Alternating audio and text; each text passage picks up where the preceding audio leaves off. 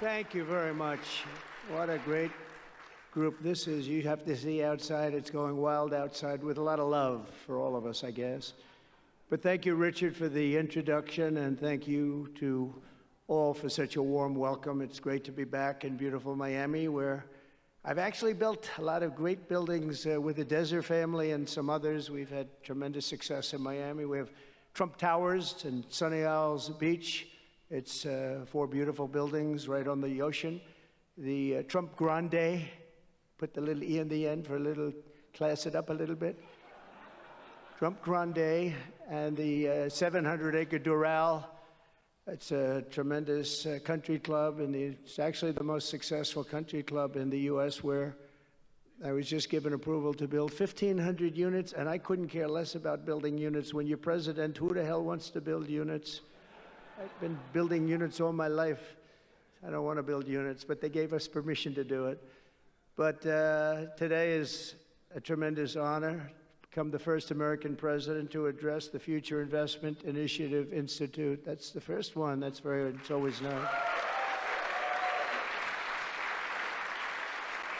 And I want to thank Mayor of Miami, Francis Suarez, for being here. Thank you very much, Francis, wherever you may be. Hi, Francis.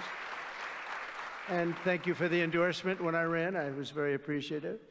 Along with the Mayor of Miami Beach, Stephen Miner. Stephen, thank you very much. Thank you. Thank you. Thank you, Stephen. Thank you very much. And numerous American business leaders, some of the biggest business leaders actually anywhere in the world, and many distinguished guests from the Middle East, and in particular the Kingdom of Saudi Arabia, a special place with special leaders.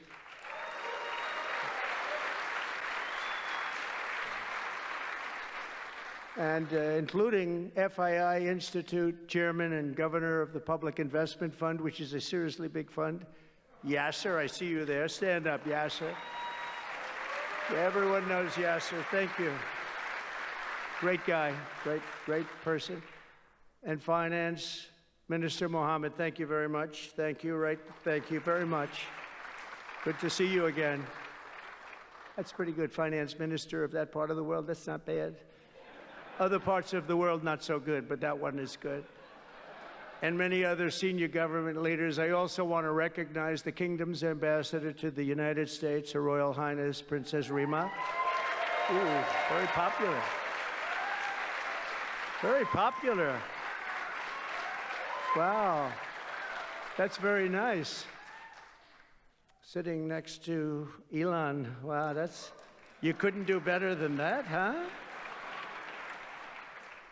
As well as my own special envoy to the Middle East, who's really done a fantastic job, Steve Witkoff. Thank you, Steve.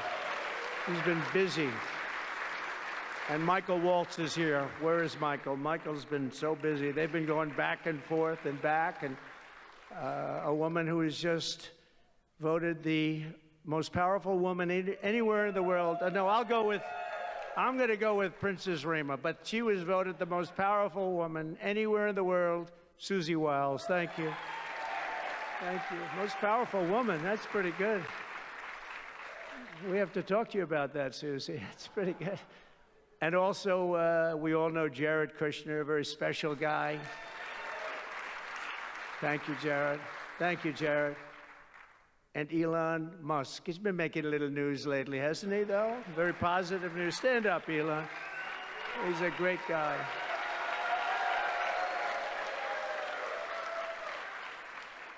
We did a little show last night. I heard they got very good ratings, too, by the way. We did. Hannity. Sean Hannity was fantastic, a fantastic man, a fantastic guy, and he did a show, and it was great being on the show with you last night. I come today with a simple message for business leaders from all across the nation and all around the world. If you want to build the future, push boundaries, unleash breakthroughs, transform industries, and make a fortune, because you want to make a fortune. Most of you have already made a fortune. I don't want to say that.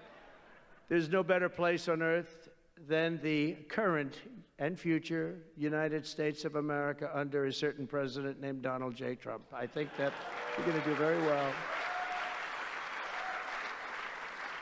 They're saying that November 5th, Election Day, 2024 will go down as one of the most important days in the history of our country. They said in 129 years, the most consequential election. I don't know if they're right about that or not, but it sounds good. I wanted to see if I could get a couple of more years tacked on, but I figured the fight wasn't really worth it. 129 is a lot. And as of January 20th, 2025, the dark days of high taxes, crushing regulations, rampant inflation, flagrant corruption, government weaponization, oh, I know about weaponization, and total incompetence will be gone forever. They'll be gone forever. Because the United States is back and open for business, and the golden age of America has officially begun. You see it happening.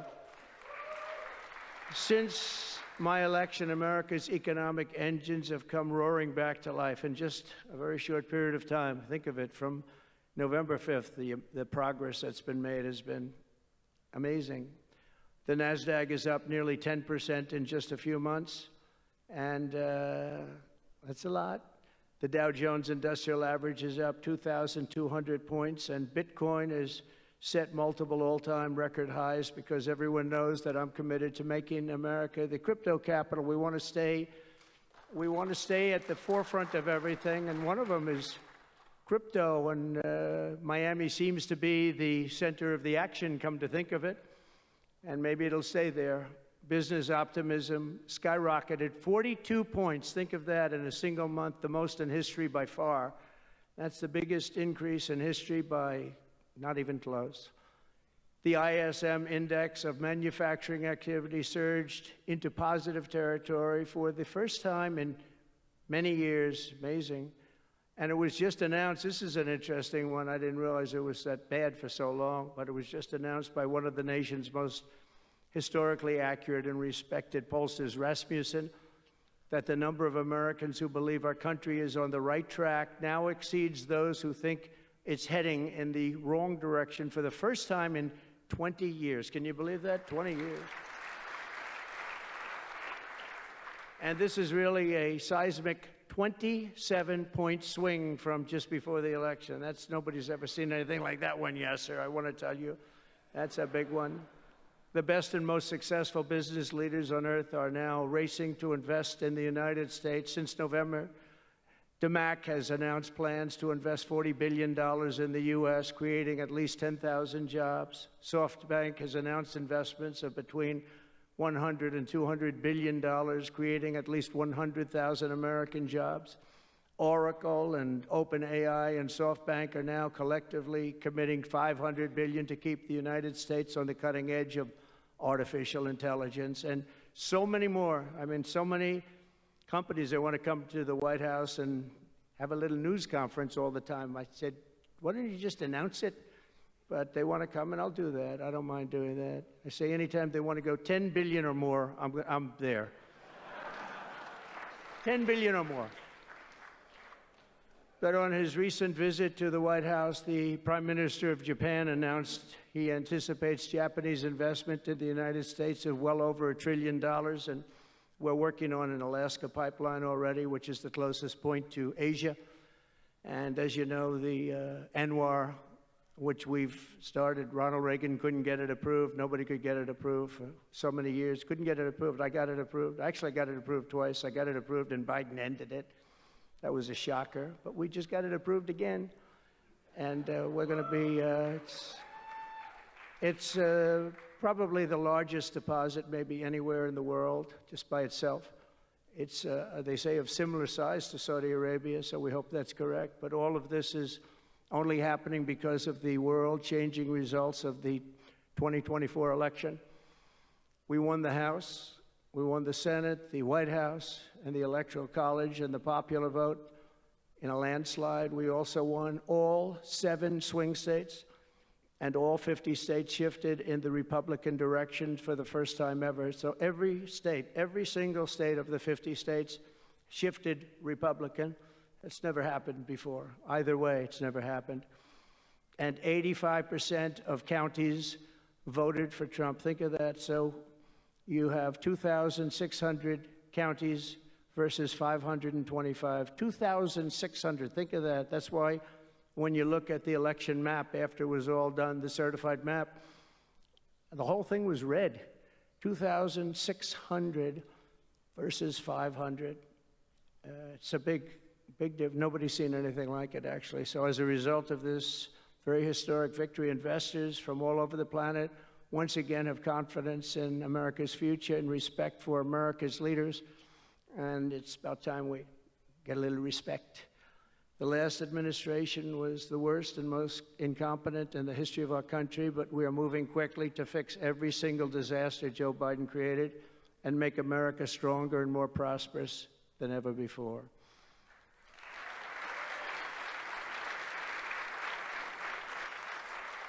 Our first and most urgent mission is to remove the criminals that Biden allowed into our country with the ridiculous and very dangerous open borders policy. They came from all over the world. They came from prisons and jails. They came from mental institutions and insane asylums. They were gang members. They were drug lords. They came from all over, and they were allowed to come into our country. And we're getting them out in record levels, just like they came in record levels. I want to thank Tom Homan and Christie, who was she's doing a fantastic job, governor of South Dakota, and Tom Homan, you know, and they are doing a fantastic job, and the results are incredible. And every country is taking them back. They're sending their criminals to us, and they're all taking them back. We had a little problem with a couple of them that ended very quickly. And because some said, we don't really want MS-13 back in our country. But I said, congratulations, you're taking them back. And they take them back. And by the way, Europe and other places ought to start also doing that. They better start looking at immigration, because it's really hurting Europe very, very badly. And they better get smart, and they better get tough before it's too late. We're also working to end the highest inflation in our country's history, all caused because they played with our energy policy and wasted money on the Green New Scam and other things such as that.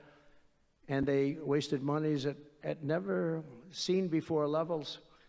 If Joe Biden had simply held federal spending at the pre-pandemic levels we had in 2019, we would have virtually no inflation. We're trying to balance the budget immediately, and because of the tariff income, which is really, it's already turned out to be amazing, actually. It's really meant more for bringing countries and companies into our country, but it's, the numbers are rather staggering, because we're the big piggy bank that everybody wants to be, and they can play games and they can say, well, there'll be retribution and, you know, equal this and that, but they can't be equal.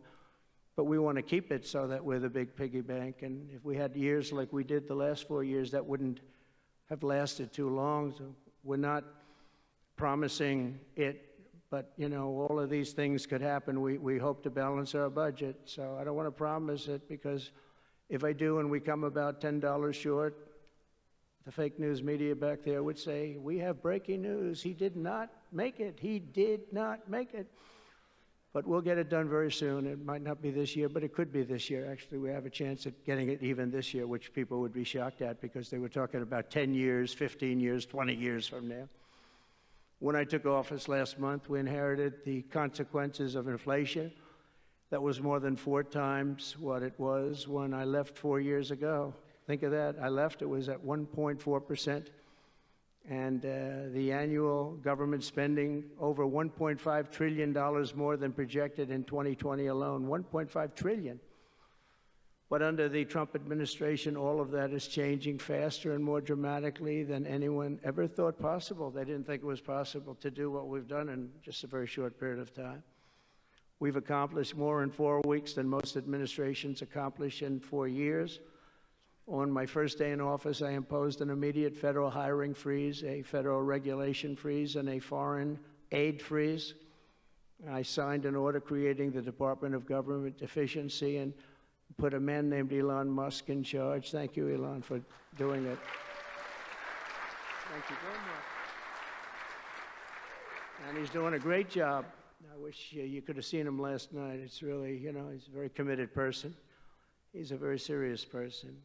and he's a very high IQ people. You know, I like high IQ people. Not all have to be, but, you know, it'd be nice to have some people up there that he's a seriously high IQ individual. Now, he's got his faults also, I will tell you that. But not too many of them, which is now really waging war on government waste, fraud, and abuse, and they're curbing inflation and saving taxpayers billions and billions of dollars every single day. And there's even under consideration a new concept where we give 20% of the Doge savings to American citizens and 20% goes to paying down debt, because the numbers are incredible, Elon.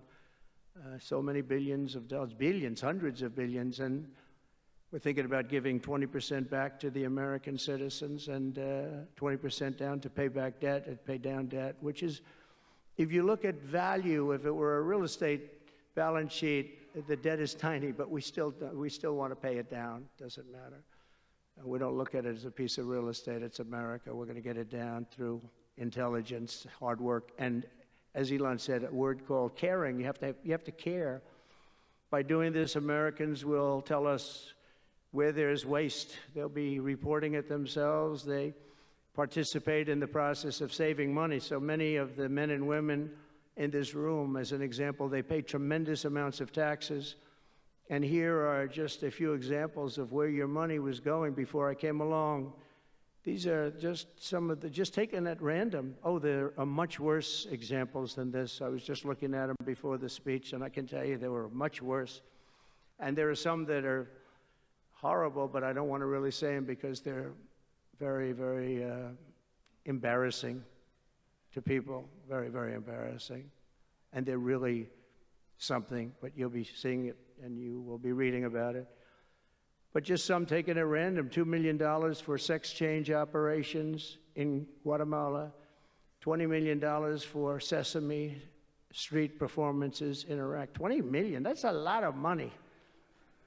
You know, I know what it costs to do those things. You get a cast over for $50,000, give them a couple of bucks tip, and that's it. Not 20 million. 20 million, that's Gone with the Wind on steroids. $101 million for 29 diversity, equity, and inclusion contracts at the Department of Education. Wow.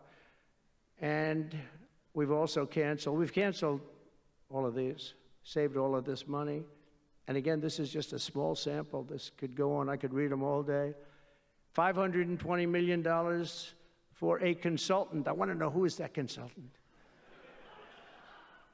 To do ESG, that's environmental, social, and governance investments in Africa.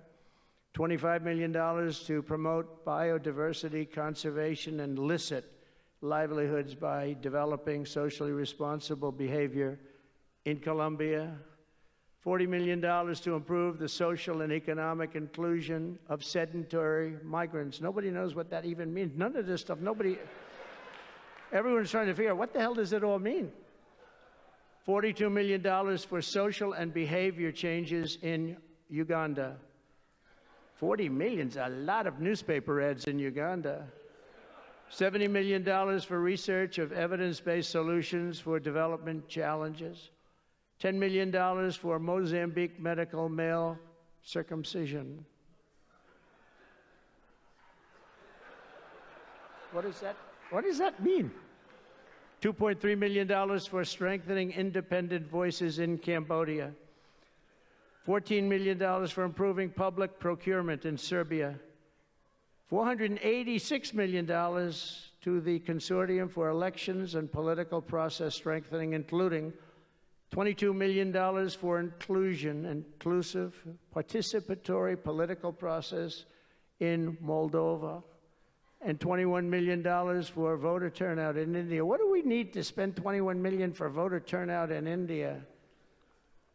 Wow, $21 million. I guess they were trying to get somebody else elected. Wow, we ought to tell the Indian government, because when we hear that Russia spent about $2 in our country, it was a big deal, right?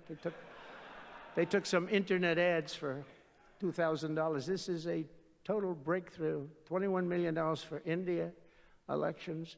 $29 million to strengthen the political landscape in Bangladesh. $20 million for fiscal federalism, and $19 million in addition to the $21 million for biodiversity conversion in Nepal, $1.5 million for voter confidence in Liberia. We need voter confidence, too, when you read this list. $14 million for social cohesion in Mali, $2.5 million for inclusive democracies in South Africa, $47 million for improving learning outcomes in Asia. Asia's doing very well. We don't need to give them money.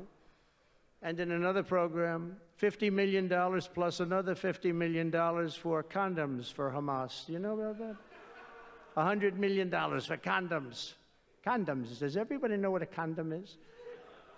For Hamas, $100 million. And these are just some. I could read this list all day long. I just don't want to bore you. But these are just some, and not nearly as bad as others. And some are just, I just don't want to say them because they're too incendiary.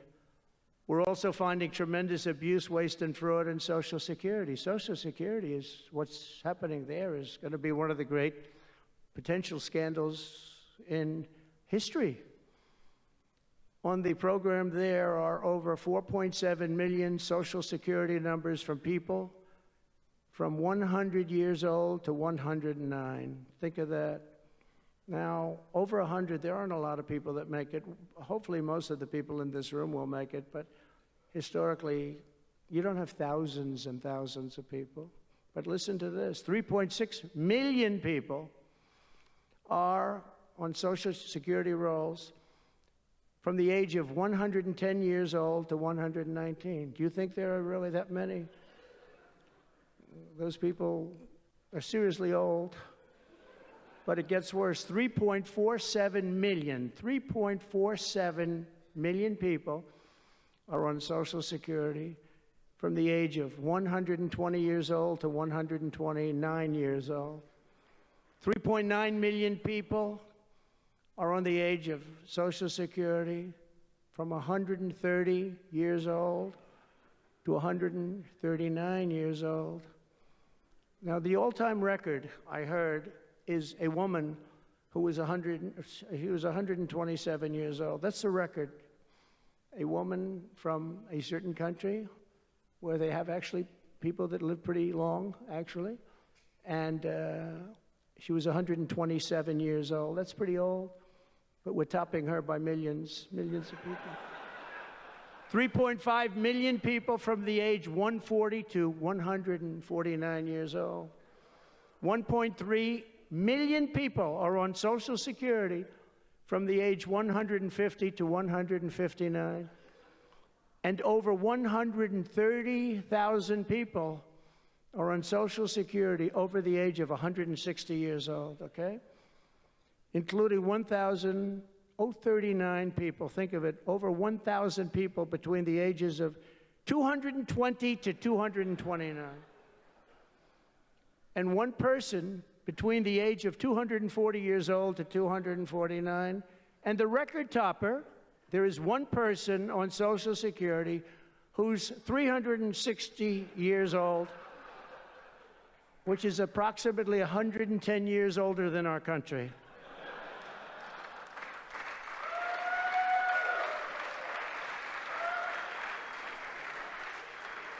So what we're trying to find out, and what we will find out, is are people being paid from all of these, you know, somebody pocketing 10,000 here, 10,000 there, what's going on? So we'll find that out pretty easily because we have a lot of computer geniuses. I said to Elon, who are these people that are doing this, the Doge people? I said, who are they? Where do they come from? He said, well, number one, they love our country. Number two, they're really genius at computers. So nobody's going to fool them. When they go in, they see some bureaucrat that's scamming the country, and they try and talk about, you know, certain computer language. These people say, no, it doesn't work that way. These are people that have a natural ability as you know, brilliant computer people. It was very interesting when he told me that. I said, that's what you need today. But all of these scams have now been terminated. In addition, over the past month, we have effectively eliminated the U.S. Agency for International Development, which was funding much of this lunacy. We virtually shut down the out-of-control CFPB, escorting radical left bureaucrats out of the building and locking the doors behind them. What they were doing was so terrible. Where they were spending the money was so terrible. What we haven't looked at yet, but will be, is does the money come back to them? Because nobody can be stupid like that. And they're not stupid. They're smart, actually. And, you know, why are they doing that? Does money come back to them? So we'll figure that out pretty easily, I think, and quickly. But I've ended all of the so-called diversity, equity, and inclusion programs across the entire federal government and private sector, and notified every single government DEI officer that their jobs have been deleted. They're all deleted. And it's interesting, even these companies that have tremendous amounts of money, a number of them just announced, Walmart, if you can believe it, they just announced that they're stopping. And, you know, these companies are writing off like $220 million. How can you spend that much money no matter what you're doing? If you're teaching something, you're going to have an instructor, you're going to talk, you're going to give them a book. Please read the book. You know, then you find they spent $225 million on that. What's going on? And we were going in the wrong way, and our military was really, although I tell you, you know, we defeated ISIS with our military in 3 weeks. General Raisin Kane he's some general, he's a real general, not a television general. And 3 weeks ISIS, and I asked him, and I saw some of his people that were so great, the soldiers. We have the greatest military in the world, but we don't have the greatest top leadership. That's why Afghanistan was such a horrible situation and so embarrassing and so many other things. But when we want to, with proper leadership, there's nobody even close to us. We have the best equipment in the world. We make the best equipment in the world. But we have the best military. But, you know, we never fight to win. We fight to just keep it going forever. And when we fight to win, there's nobody that can even come close to us. But I was talking to General Dan Kane, we call him Raisin Kane, and I was told it would take about 4 years to defeat ISIS, and he did it in 3 weeks. I said to him, what do you think, General? How long will it take? Sir, I think we should do it in less than 4 weeks. You're going to have time left over, and he did that. And we were told by the television generals it would take 4 years, so we did it. That's when I went to Iraq. I flew to Iraq, and late at night, the dark of night, all the windows closed, all the lights off in the plane, and Air Force One. And we flew in, and it was pretty amazing. I'll tell you, we were landing, and there were no lights in the plane. Sir, we have to turn off all lights. I said, you mean we spend $9 trillion, and we have to fly in an Air Force One with the lights off? And I went up to the pilot, said hello. And by the way, these guys are like central casting. These are the best-looking human beings. Everybody is like perfect. The most handsome people, the best-looking people you've ever seen with the flat tops and the whole thing. And I was a little concerned because the lights are off, and everything's off, and even the lights in where he was were down, very dim, very, very dim, with all of the lights on the fancy dashboards of the plane, of Air Force One. We're getting a new Air Force One if they can ever finish the damn thing. We're getting 2 of them, actually. But we may have to go a different route because it's taken them a long time. We're going to get military that's going to start building. We're going to get people to start building properly again in our country because they don't build properly. This was Boeing. But we're up there, and I'm looking at these people. And again, I say they look like Tom Cruise, but better. Stronger, tougher. And I like Tom Cruise, but these are better. And they said, are we okay, Captain? Yes, sir, we're fine. But I'm looking out, I don't see any lights, and we're landing. And I'm used to that. I like to sit with the pilots a lot and respect the pilots greatly. And we're up there, and we have the computer. I call it the computer voice, where it goes 1,000, 900, 800. It's feet. Your feet above ground. So that means you're very low. And I'm looking out, and my eyes are pretty good, and I don't see any lights. And the computer goes out, sounds like an intelligent individual. It goes 1,000. We're 1,000 feet up. It's a 10-story building. There's a big plane. And then it goes 900, 800, 700. I say, Captain, Captain, we don't see any lights. Is everything? Yes, sir, everything's fine, sir. We'll be landing in 3 minutes. And then it goes like 600, 500. Captain, are we okay? And then he goes 400, 300, 200, and I'm saying, man, there's nothing out there. And then he goes, boom, perfect landing right on this thing. There are no lights on the runway. There's no, I don't know how the hell they do it, but I'm sure as hell glad we had somebody that knows how to fly. But they didn't want to have any lights because they didn't want the enemy. After spending, you know, years and trillions of dollars, we have to land with Air Force One with no lights on the runway. But they were incredible people. And then I got out of the plane and I actually asked my people, you know, I said, excuse me, I was very brave sitting in that cockpit. Am I allowed to give myself the Congressional Medal of Honor? And they said, I don't think so, sir. I said, well, I felt I was extremely brave. But now here's the problem with saying a story like that when you kid. The press will say, President Donald Trump wanted to give himself the Congressional Medal of Honor. Headlines, you know, headlines all over, the fake news. We call it the fake news, but we're all wise to them. But it was something, and then I went down, and it was the same thing. I'm standing on the top, and I look down, and there's these handsome people. Everybody's like from a movie set. Good-looking guys. I get down the stairs, and what's your name? My name is Kane, sir. What's your first name? They call me Raisin. I say, wait a minute, your name is Raisin Kane? I love you. I've been looking for you for 5 years. You are the great. This is what I want. And there was a general next to him. There was a colonel. There was a drill sergeant, a master sergeant. They were all like people. I could make a movie right now. I'd have the best-looking people ever. And they were great. And then I went in and, sir, would you like to rest before the bed? No, I don't want to rest. I don't want to rest. I've been resting on the plane, other than the last few moments, which were quite harrowing. And I said, I don't want to rest. He was thinking about Biden in advance, you know. Biden would have gone there. He would have rested for days. And then they wouldn't have had a meeting. He'd just go home. No, I said, I don't want to rest. I don't want to rest at all. I want to go. So we went into this like bunker, and we had a lot of very good, talented people. And that's when I asked him. I said, you know, I'm hearing it's going to take a long time. No, that's not right, sir. It's not going to take a long time. We'll have it done in 4 weeks. I said, how can you say 4 weeks when in Washington they said 4 years? He said, 4 weeks, sir. We'll hit them left, we'll hit them right, we'll hit them up the center, we'll hit them underground and overground, we'll knock the hell out of them, sir.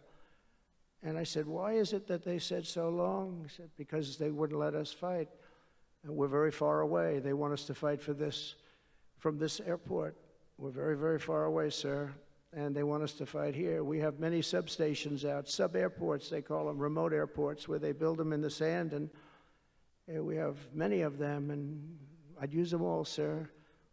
And I would hit them so hard from so many different directions. I said, well, what do you think? He said, you just let me know. And I called him back, and I said, go ahead and do it. Are you sure you can do this, General? I said, yes, sir.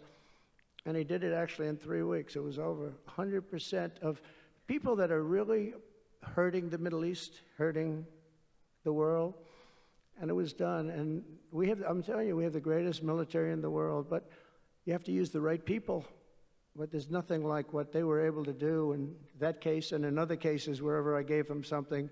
It was done incredibly well and and you know many of the instances because it's been well reported, but we've also required, and so we have a country that's a great country. It's a strong country, but it's a country that's just now gaining its respect back to the levels that it should have never lost.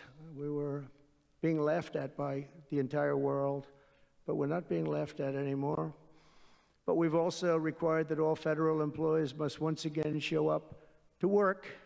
It's a new phenomena, you know, since COVID. Show up to work in person like the rest of us. So, I mean, it doesn't work when you don't show up. And I see companies now are all going back to it. They're all going back. It's great. I watch some of the big business leaders saying, we absolutely are going back. You can't work at home. They're not working. They're playing tennis, they're playing golf, or they have other jobs. But they're not working, or they're certainly not working hard. You could never build a company or a country with that. So we have a very strong policy, and if they don't show up to work, they get fired. And we're trying to make our government smaller but much stronger. and we have tremendous bureaucracy, but it's happening. A lot of people are leaving, and in some cases leaving with pretty good offers. You know, you're paid 7 or 8 months and go out, find a job. But some of these people had jobs. They were actually working for us, but they also had other jobs. And those people, in theory, they have problems. I don't know if we're going to do anything about that. So we have other things to do, but they were working other jobs instead of working for us. So they were staying home working, but they were working other jobs, getting paid a lot of money, perhaps. We offered deferred resignation buyouts to all federal workers, resulting in more than 75,000 bureaucrats voluntarily surrendering their taxpayer-funded jobs. A lot of them are leaving because they don't want to be caught having the second job. Some are leaving because they didn't want to be in government any longer.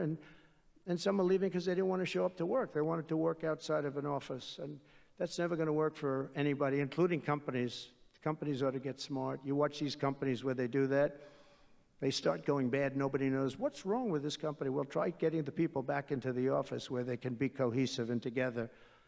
In less than a single month, the Department of Government Efficiency has already saved over this is just a short period of time, $55 billion. And we're just getting started. That's nothing compared to the numbers that you're talking about, right? We're ending trillions of dollars in waste, and it'll mean much lower inflation, lower interest rates, lower payments on mortgages, credit cards, car loans, and much higher stock markets. I think the stock market's going to be great. In other words, we will rapidly grow our economy by dramatically shrinking the federal government, and we have to do it. I'm also taking fast action to end the radical left's nation-wrecking crusade against oil and natural gas. Over the past 4 years, the Biden administration cut the number of new oil leases and gas leases by 95%. They slowed new pipeline. I mean, look at Dakota Access, they wanted that one knocked out. The Keystone Pipeline, they wanted that one knocked out. They ended the Keystone. We got the Dakota Access done, but it wasn't easy after they tried to stop it. They slowed new oil and gas pipeline construction to virtually a halt. They shut down 38% of active oil and gas rigs in the United States, but they love the wind turbines. They go round and round and round, and if the wind doesn't blow, they got problems. They kill all the birds. They ruin the sight lines. They ruin the plains and the beautiful areas of our country, including the oceans, the lakes. They closed more than 50 power plants, all causing energy prices to skyrocket. You saw that happen. That's what caused inflation. Pretty easy. These policies were so destructive that despite draining nearly 40% of U.S. strategic petroleum reserve meant for emergencies, it was meant for emergencies. It wasn't meant for getting a price of gasoline down so that you can win an election. It didn't work for winning the election. Actually, there's so many people that are driving that it's a very small number, just had a very small effect, but in the meantime, it takes it down. We'll fill it up fast, but it's at the lowest level. When we made the transition, it was at the lowest level in history, ever recorded. It's the lowest level. Nobody's ever seen it that way.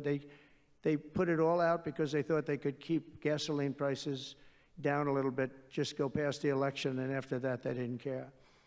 And it didn't work because they didn't get elected. I got elected. But the price of gasoline still rose over 35%, and in some cases, at some periods, it was 100% and 125% during certain periods of time. Under the Trump administration, we have implemented a very different plan.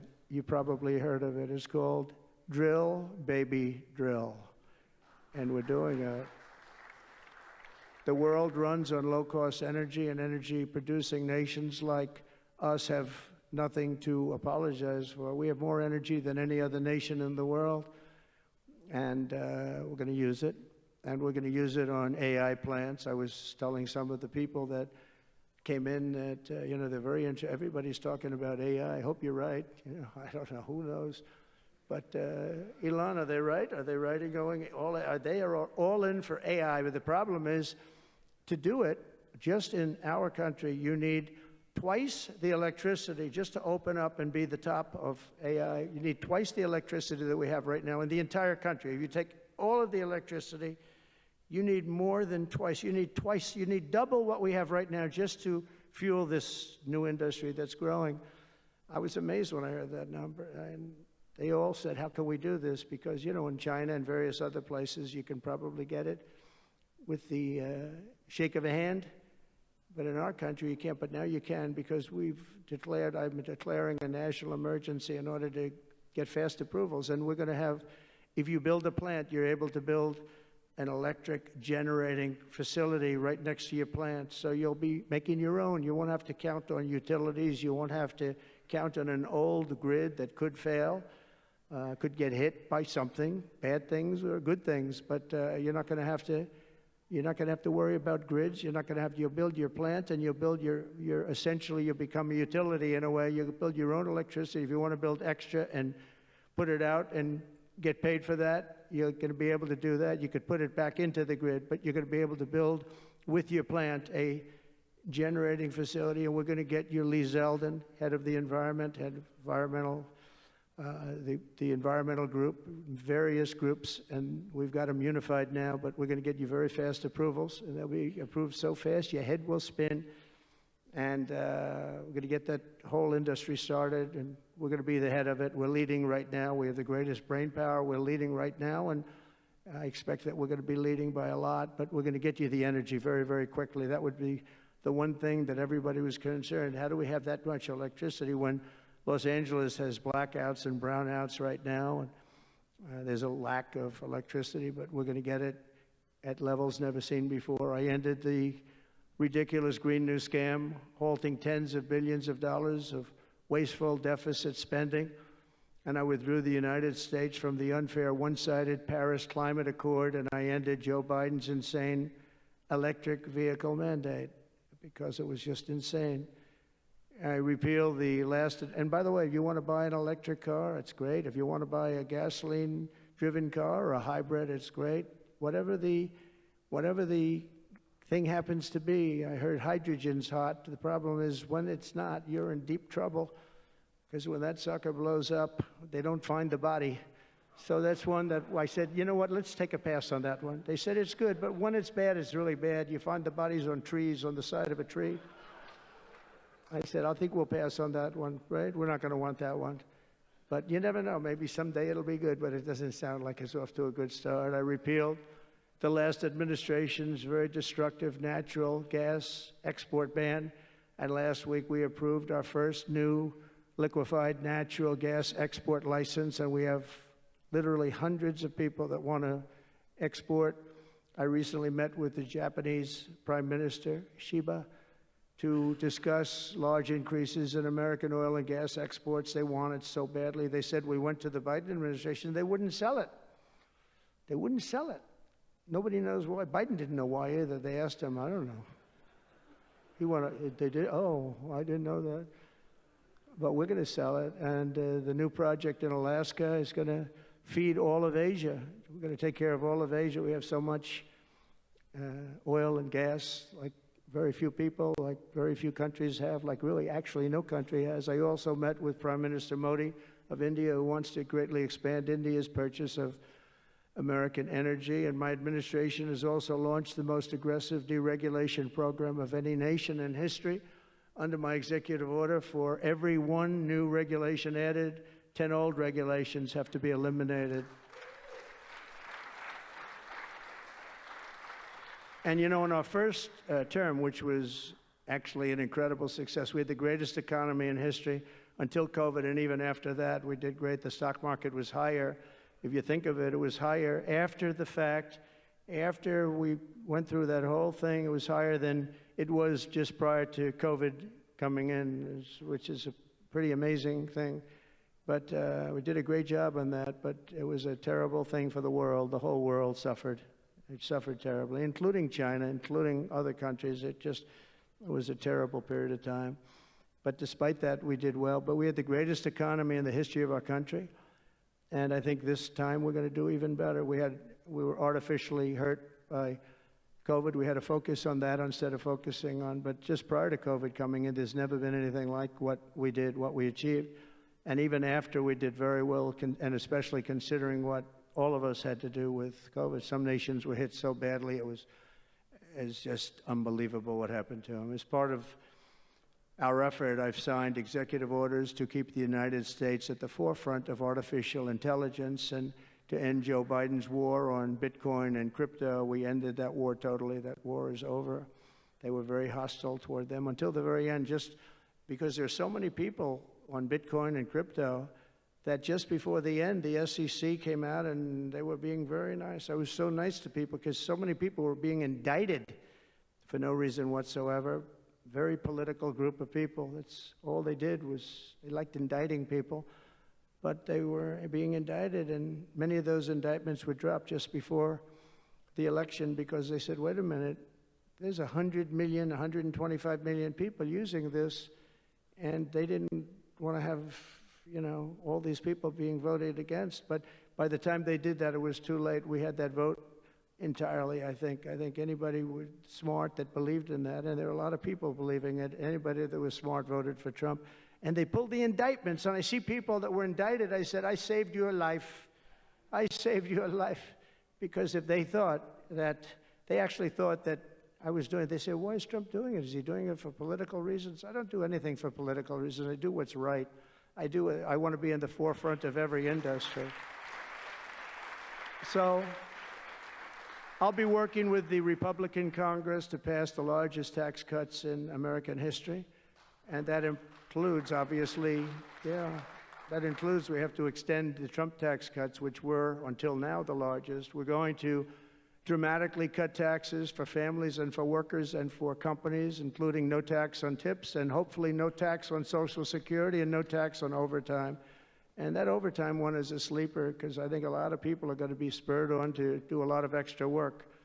When they hear that, it's a lot of companies really like it, and a lot of people really like it. The new Trump tax cuts will also include 100% expensing for new factory construction in the United States and anything else that you're going to buy with capital. If you buy something that is going to be good for our country, we're going to let you expense it.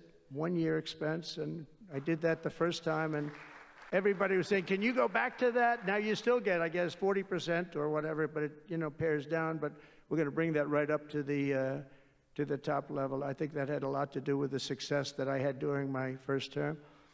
And we'll substantially cut taxes for all domestic producers of oil and gas and just about everything else that they produce.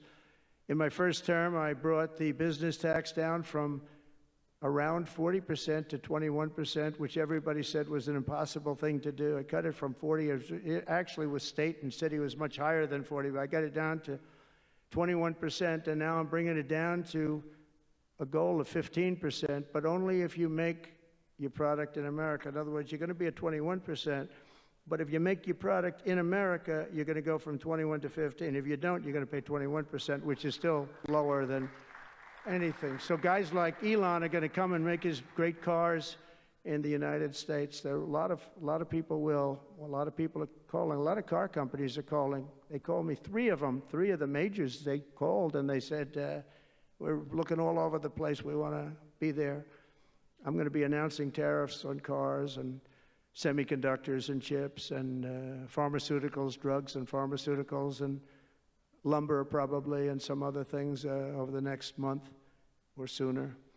And it's going to have a big impact on America. We're bringing our businesses back. If they don't make their product in America, then they very simply, they have to pay a tariff. But if they do make their product in America, they don't have to pay any tariff, which will bring, it's all going to bring trillions of dollars into our treasury, or it's going to mean that there won't be any taxes because we want to have a fair base. If they don't have it, we don't have it. If they don't pay, if they don't charge us, we don't charge them. It's pretty simple. The Republican Party is once again the party of common sense. We're a party of common sense. We want strong borders. We don't want men playing in women's sports. We don't want to have transgender for everybody. We're the party of common sense. That's how we won the election in such a big manner.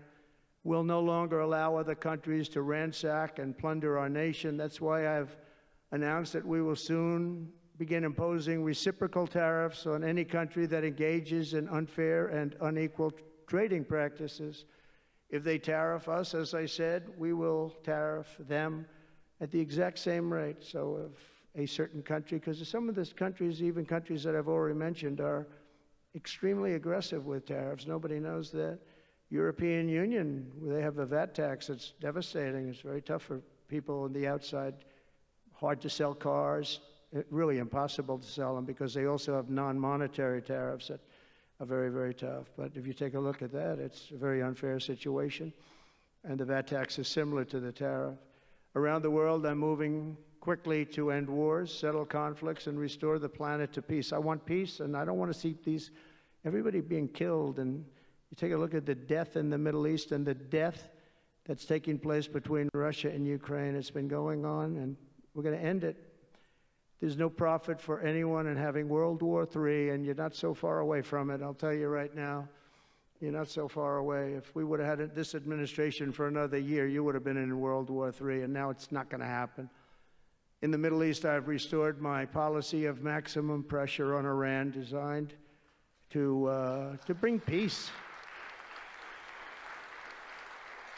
And we've designated the Houthis a terrorist organization. They're, destroying shipping lanes all over the place. They're making it very hard for people to get their product delivered. They're making it very difficult, but we'll take care of that situation.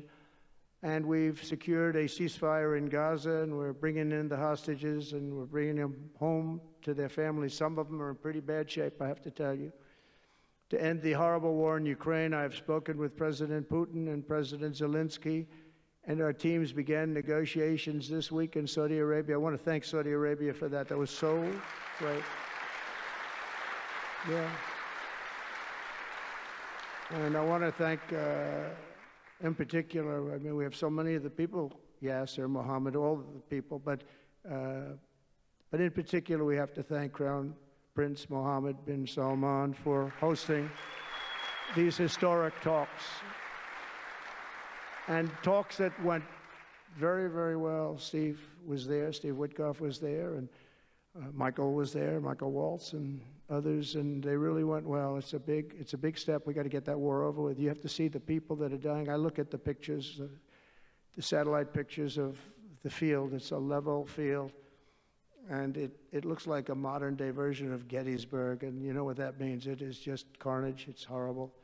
And, it's not American soldiers. It's not even soldiers from the Middle East in the case of Ukraine, Russia, but it's people, it's young people from Russia and Ukraine mostly that are just being decimated. It's flat fields. And a bullet goes, and a bullet only stops when it hits somebody.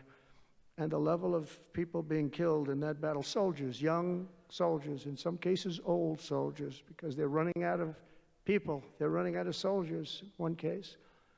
But think of it, a modestly successful comedian, President Zelensky, talked the United States of America into spending $350 billion to go into a war that basically couldn't be won, that never had to start and never would have started if I was president, not even a chance. And it didn't start for 4 years, never would have started. But a war that he, without the U.S. and Trump, will never be able to settle. They'll never settle that war without our involvement. That's why they did such a great job this weekend. That's why Saudi Arabia did such a great job this weekend in hosting. The United States has spent $200 billion more than Europe, and Europe's money is guaranteed. They get their money back. It's a form of a loan. Nobody knows that. I know that. I said, why isn't somebody saying, we do it the same way? And we spent much more money. We have to equalize. But while the United States gets nothing back, so they get their money back. It's a loan. We just give our money. And we had a deal based on rare earth and things, but they broke that deal. But they broke it 2 days ago. We had a deal because I said, we're spending $350 billion, and Europe gets their money back in the form of a loan, and we don't. We're just giving the money hand over fist. That's the Biden administration for you. But they're no longer dealing with the same United States as they were dealing with a few months ago. Why didn't crooked Joe Biden demand equalization, and that this war is far more important to Europe than it is to us, and that there's a very big, beautiful ocean, a separation? This is, we're helping Europe. We're trying to help Europe. On top of this, Zelensky admits that half of the money that we sent them is missing. They don't know where the money is. He said, well, we don't know where half of it is. That's great, wonderful. He refuses to have elections. It's low in the real Ukrainian polls. I mean, how can you be high with every city is being demolished? It's hard to be high. Somebody said, oh, no, his polls are good. Give me a break. Every city is being demolished. They look like a demolition site, every single one of them. And the only thing he was really good at was playing Joe Biden like a fiddle. He played him like a fiddle. That's an expression we use, Yasser, to say that he's pretty easy, pretty easy. A dictator without elections. Zelensky better move fast or he's not going to have a country left. Got to move fast because that war is going in the wrong direction. In the meantime, we're successfully negotiating an end to the war with Russia, something I'll admit that only Trump is going to be able to do in the Trump administration. We're going to be able to do it. I think Putin even admitted that. Biden never tried. Europe has failed to bring peace, and Zelensky probably wants to, maybe he wants to keep the gravy train going. I don't know what's the problem, but he hasn't been able. He's very upset that he wasn't invited. He could have come if he wanted to, but that he wasn't invited to Saudi Arabia. But he's been working for 3 years. There's never been even meetings or phone calls to stop this war. It's a horrible thing. I figure Russia's lost 900,000 soldiers. I think that Ukraine's lost probably 700,000. And it's a terrible thing. You'll see bodies and body parts all over the field, all over. We see them very accurately through satellites. I love Ukraine, but Zelensky has done a terrible job. His country is shattered, and millions of people have unnecessarily died. And you can't bring a war to an end if you don't talk to both sides. You got to talk. They haven't been talking for 3 years. So we hope to see a ceasefire soon and to reestablish stability in Europe and the Middle East. And thank you very much. And as I've said before, it's my hope that my greatest legacy will be as a peacemaker and a unifier. That would be a great legacy. So in conclusion, the golden age of America is upon us, and I'm inviting everyone here today and every citizen across our land to take part in the most extraordinary period of peace, prosperity, growth, innovation, wealth creation, and expansion the world has ever seen. We're on our way. I mean, everyone's talking about us. 3 weeks. We're in there for a couple of days more than 3 weeks. And everyone's talking about it. You have to see the crowds of people outside. It's pretty amazing what's happening. We're on the verge of soaring markets, surging incomes, booming production, groundbreaking technologies, thrilling discoveries, and a quantum leap in the quality of life. Absolutely a quantum leap. One day, very soon, our country will have the greatest economy in the history of the world because we once again have a president who puts America first, and we put America first, and your country should put your country first. But in the end, we want America first, and when it's all beautiful, which it's going to be pretty soon, we want to help other countries, and you want to help other countries. But, you know, I tell your leaders, and some of the leaders are in this room right now, you got to put your country first. Whether it's Saudi Arabia, whether it's something else, you got to put your country first. But we're going to have plenty left over to help others also. As long as you invest in America, build in America, and hire in America, that means that I'm fighting for you. I am fighting very hard for you. Together, we're going to make the United States of America bigger, better, bolder, richer, and greater than ever before. It's going to be stronger than ever before. We're going to be a peacemaker and a peacekeeper. We're going to stop people from these stupid, never-ending wars. We're not going to partake in them ourselves, but we'll be stronger and more powerful than anybody by far. And if it ever came to war, there is nobody that will be able to come close to us. But we don't think that's going to ever happen.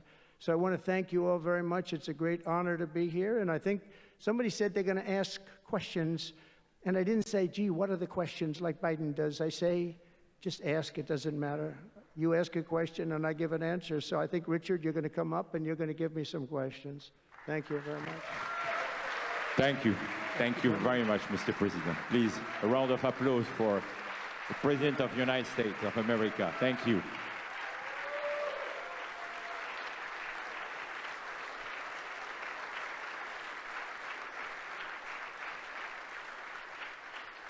Mr. President, thank you for accepting to take a few questions.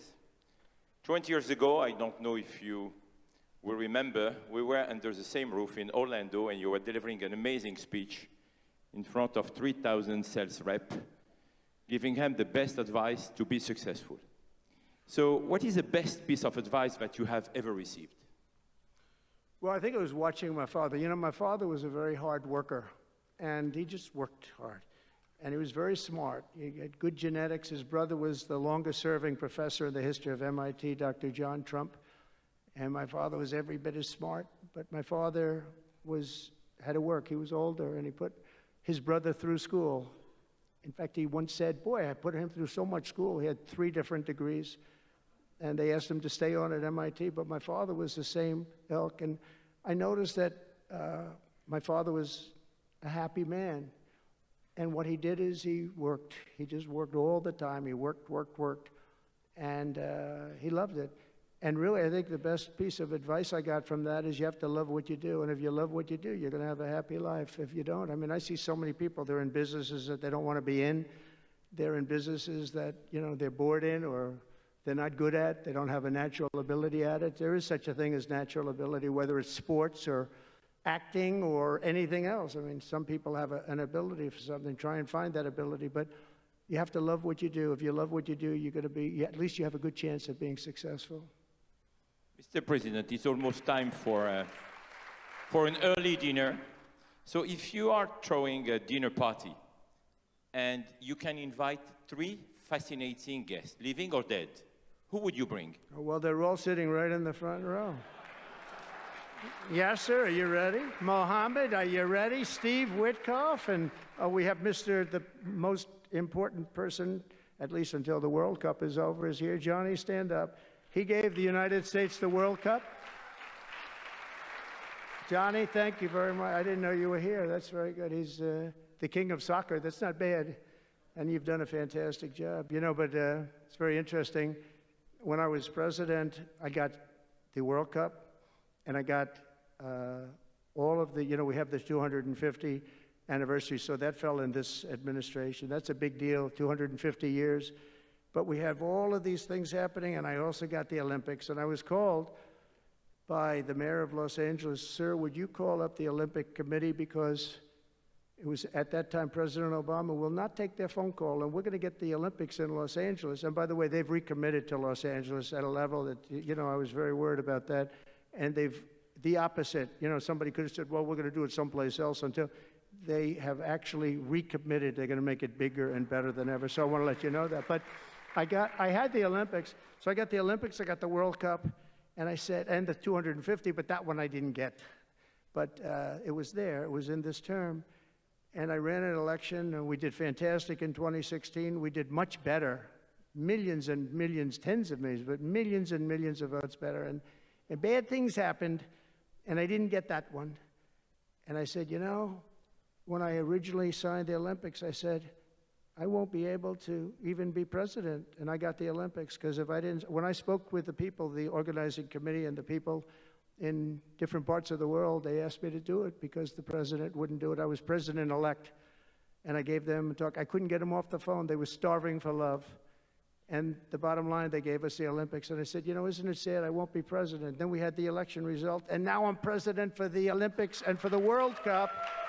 So I'm very happy about that, Johnny. Thank you very much.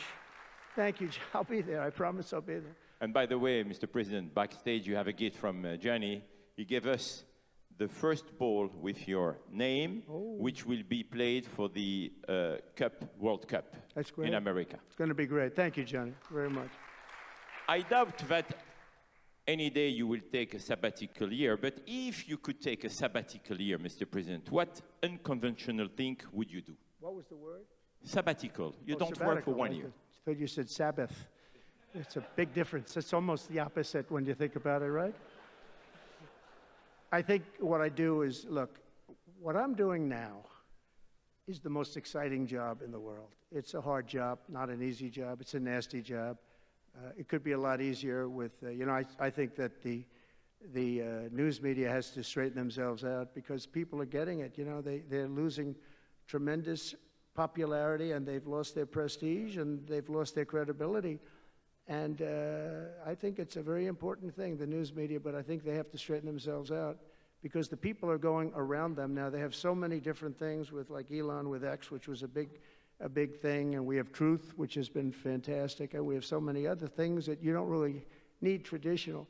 But I will tell you that there is just nothing I could do to enjoy my life, whether it's that or anything else that you'd ask, because this is the ultimate. I mean, I had to make a big decision, and it was a very risky decision, because if I would have lost, my life would have been a much different life. It would have been a very nasty life. They were going after me at levels that nobody's ever seen before. Not Andrew Jackson, not Abraham Lincoln. You know, the historians say that the president that was treated the worst by far by the media and overall was Andrew Jackson. In fact, his wife died of heartbreak. They were treated really rough. And Abraham Lincoln was second, but he had a civil war, you know, you can understand that.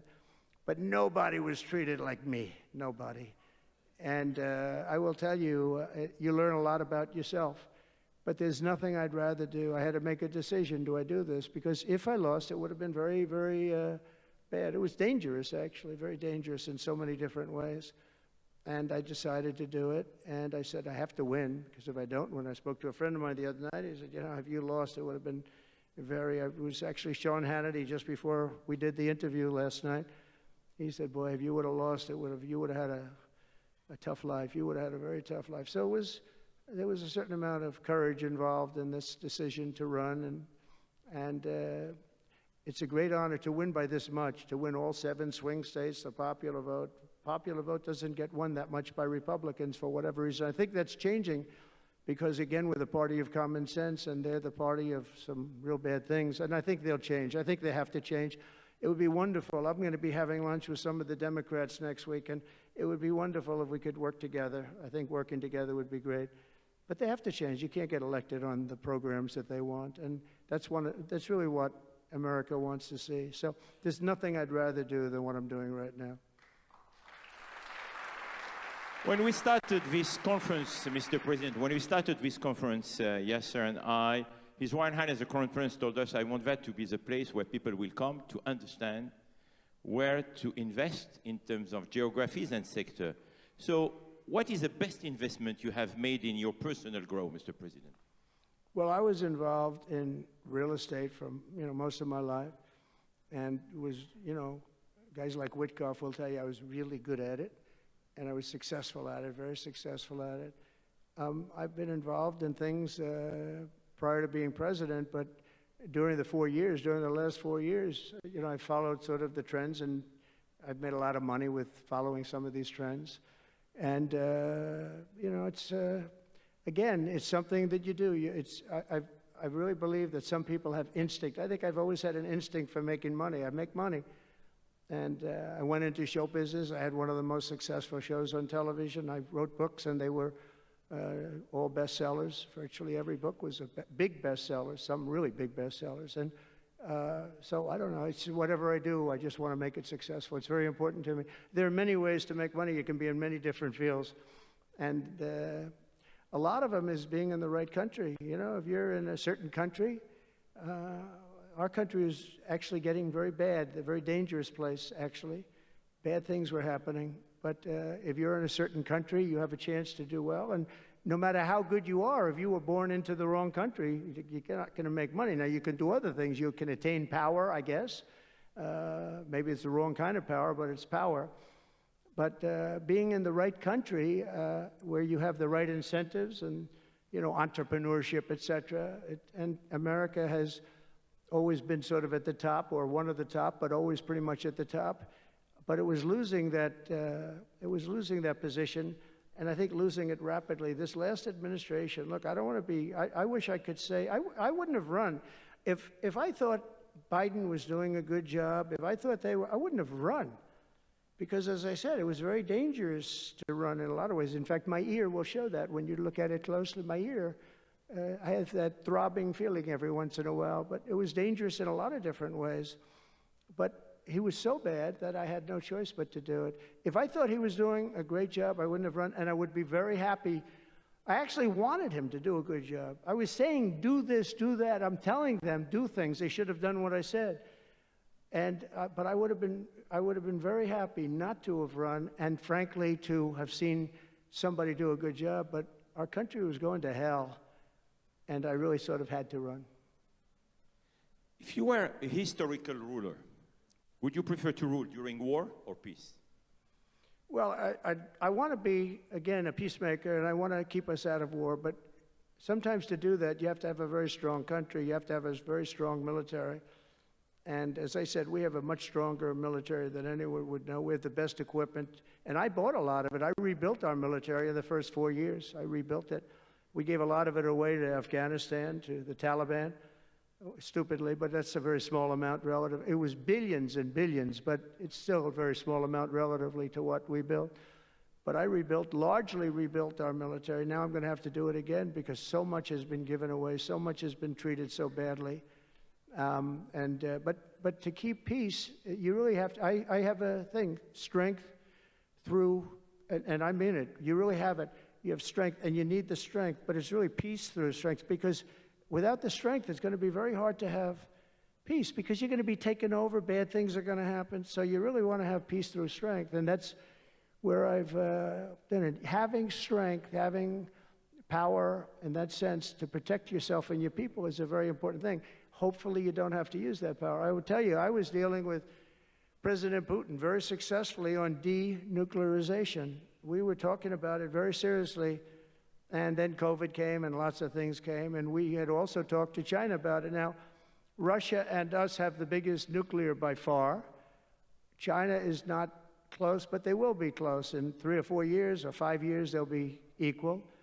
But we were going to talk to China, and I spoke to President Xi about it very successfully. I think we were going to denuclearize it. We had to get the smaller nuclear powers, of which there are 4, 3 maybe, but 4 probably, to do something. We would have been able to do that. But I was having very strong talks with President Putin about denuclearization. And, you know, if you're president, you get presentations about what we're building, what we're having, the power of weapons, the power of many things besides weapons per se. What I saw, the power of nuclear weapons, and we can never let that happen. If that happens, the ball game will be, the world will be destroyed. The power is so enormous. You look at Hiroshima, you look at Nagasaki, multiply that times 500 times, and the world would be destroyed. So you want somebody as your president, or you want somebody as your leader that understands that. We just can't let that happen. We can't let other countries get nuclear weapons. Not only Iran. Iran is a good example, and maybe the one that people think about, but we can't let that happen. The power of weaponry today is so enormous that the world would disintegrate, so we can't let it happen. Mr. President, if you had to describe the United States of America in just 3 words, what would they be? In 3 words? 3 words. Love, respect, and strength. That's a tough question. That might be my best answer, Yasser. That reminds me of high school, that one, but that may have been the toughest question, actually. Do you think Joe Biden could have done that? I don't think so. I don't think so. We're almost at the end, Mr. President, but talking about the United States of America, what is one cultural habit in the US business that the rest of the world could learn from? What is the best practice that Well, I think we love our families, but I think a lot of the world loves their families. You know, I was speaking to the head of Mexico because I complain constantly about people pouring in. Now our border is the strongest border we've ever had. We've gone from the worst border ever in history to the strongest border. But I was speaking to the president of Mexico, a very wonderful woman, actually, and I said, we were talking about drugs. You can't let people come through your country and come into the country. You know, I was not that nice, but they understood what I was saying. And she said something that really got me. She said, I said, you're not a big drug-taking nation? And she said, no, we are not a consumer. And I said, a consumer? What an interesting word. We're not a consumer nation. We're not a consumer of drugs. I said, what an interesting, and why is that? She said, well, we have very strong family values. I said, but we do too. We do too. We have very strong. Our families are devastated by what's happening with fentanyl, and China will not be doing. We're going to make a deal with China. They were not letting that happen anymore. And I had a deal, by the way, before I left. I had a deal with President Xi where they were going to give the maximum penalty to anybody making fentanyl and sending it into the United States. And their maximum penalty is the death penalty, and it would have stopped. But when the election turned out to be a rigged election, but that's okay. When an election turned out to be, it was an election that shouldn't have happened. All the things that happened. I'll give you an example. We wouldn't have had October 7th, Israel attack. We wouldn't have had Ukraine and Russia fighting. We wouldn't have had inflation. We wouldn't have had all of these things that, happened. But in speaking with her, she said about family values, I said, well, you're not really saying anything there because we have great families too. We have great family values.